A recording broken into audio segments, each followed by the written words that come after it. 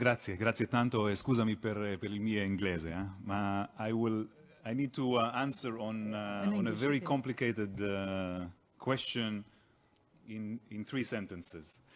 But I will start by saying that the reason in which Israel today became really a dominant country in the area of cybersecurity comes directly from the need. When there is a need, it of course creates opportunities, and it pushes the private sector and the government towards the limits. We've seen that in water technology 30 and 40 and 50 years ago, and we see that today also in cybersecurity. Israel, without any doubt, is one of the most attacked countries in the world. We are not in an extreme situation like the US, for example, which for sure is under much more severe challenges in this regard. But you talked yesterday, you talked earlier with Mr. Dalpino about what is the number of, so we can definitely talk about thousands every day. Of course, 99.9 migliaia di attacchi al giorno. Yes, for sure. 99.9 of these attacks are very simple, and they will never create any damage. The margin is the one that we need to be prepared, because today, to keep our way of life, not in Israel, around the world, cybersecurity is essential. It's starting from this, goes to our banking system, to the ability that public transportation will work, critical infrastructure, water supply, electricity.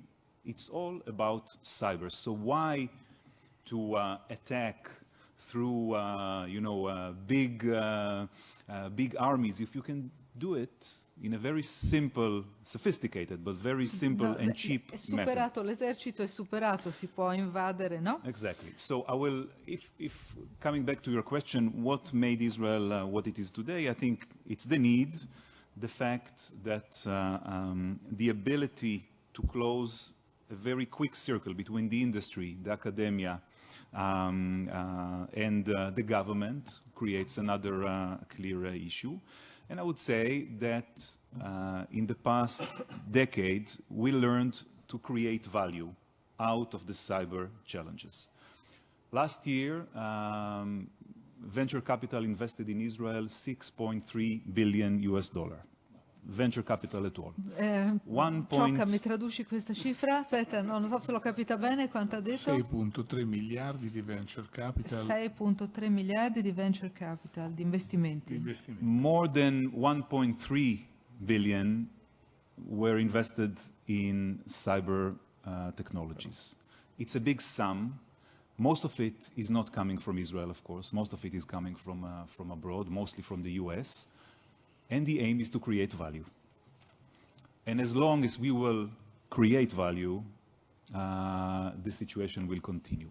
About 10 years ago, the Innovation Authority in Israel decided to invest in cybersecurity because we identify on that time that there is a market failure, that the market is not willing to spend money on something vague like cybersecurity.